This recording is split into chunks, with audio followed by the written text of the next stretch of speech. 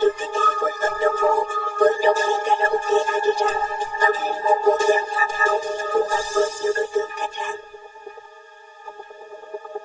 Cùng bộ mắt cái đài, số mắt của tôi luôn sáng và khỏe đẹp. Cùng bộ mắt cái đài, tiêm vàng cho mắt sáng khỏe đẹp. Vẫn sức giúp phòng ngừa thường mắc hoàn hảo, hạn chế các bệnh tuổi già, suy giảm trí nhớ, đạn trí, theo thọ đạn, dùng quen hơn, hầu lâu hơn. Tốt hay không hỗ trợ điều trị phòng ngừa đau lưng do thoái hóa cuộc sống còn internet. Sản phẩm được ký với công ty dược phẩm Mao. Là sản phẩm cho cả nhà. Đây là có bioacid nhiều với chất lượng bổ sung kẽm, taurine, lysine, canxi, D3 và selen. Bioacid là tốt, bioacid nhiều phục vụ tốt hơn. Bioacid nhiều là được tiêu hóa khỏe mạnh. Là minh vang, niềm tự hào của người Việt. Thật là hay. Sơn Mỹ Glaciera, mỹ phẩm của cuộc sống, sản phẩm của hãng Sơn Đông Á.